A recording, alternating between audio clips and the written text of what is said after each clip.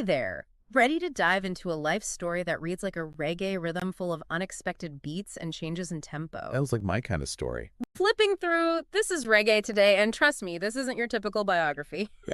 Imagine starting as an electrical engineer at 16. Yes, you heard that right, 16. And then finding your way to the heart of reggae music. Wow. Talk about a career change.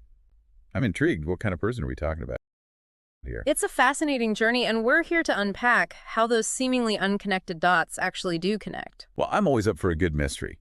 What grabs me right away is how this story highlights the power of seemingly insignificant moments. It's easy to look back and connect the dots, but imagine being in the thick of it, each experience, no matter how small, adding a new layer to who you become. Okay, so rewind with me. Our subject finishes up at a school where music was a big part of life, and boom, thrust into the world of electrical engineering. Talk about a plot twist.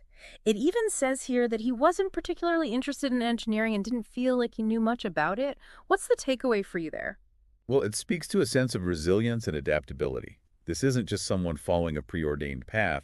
It's someone willing to jump into the deep end, even if the water feels a little cold. I can relate to that. And let's not forget, he passes an electrical exam.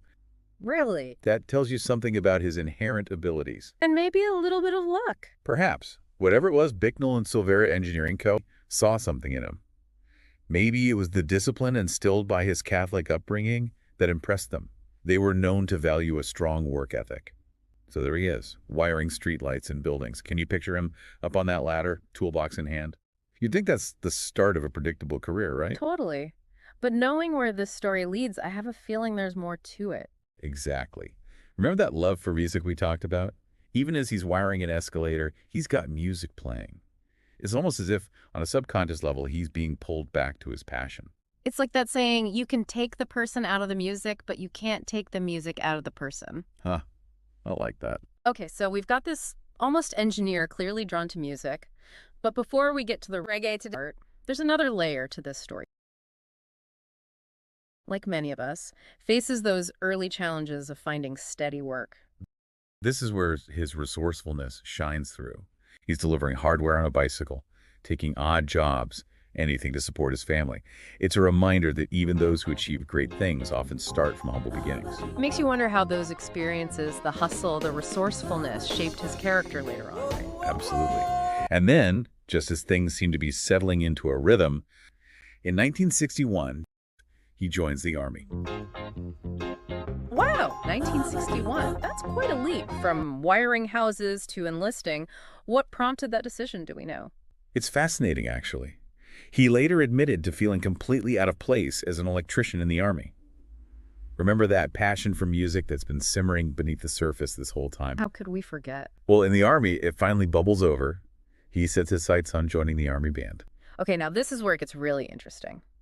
So he tries out for the band. What happens next? Well, there's a slight hiccup.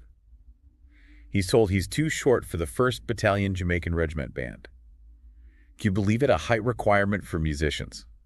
Wait, seriously, you're kidding. What did he do? I can't imagine him just accepting that. Oh, he didn't just accept it. I didn't think so, not with this guy's track record. Not a chance. He pleads his case, lays out his passion, his dedication to music. I bet he even mentioned that Escalator soundtrack. And you know what? It worked. They let him audition. They did. Put him through rigorous academic and musical tests. He passed with flying colors. It's like a movie montage. The underdog who defies the odds and comes out on top. What a fantastic example of how passion and perseverance can overcome even the most unexpected obstacles. Couldn't have said it better myself. And this, I think, is the real turning point in his story.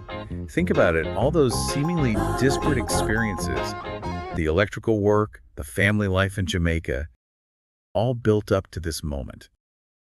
It's like all those twists and turns lead him right back to his true north. Exactly. And it's a powerful reminder that our passions have a way of finding us, even if it takes a little time, a few detours. This deep dive wasn't just about a fascinating life. It was a masterclass in resilience, adaptability, and the courage to pursue what you love, no matter the obstacles. Music. It really makes you wonder what seemingly insignificant events in our own lives might be shaping the path ahead, right? What might seem like a setback today could be setting the stage for something incredible down the line. Absolutely. That's a powerful thought to leave our listeners with today. Embrace those unexpected turns, because you never know where they might lead. And on that note, we've reached the end of our deep dive. From electrical engineering in his Keens to finding his rhythm in the heart of reggae, this journey reminds us that sometimes the most fulfilling paths are the ones we least expect. Thanks for joining us, and until next time, keep exploring, keep discovering, and most importantly, keep those passions alive.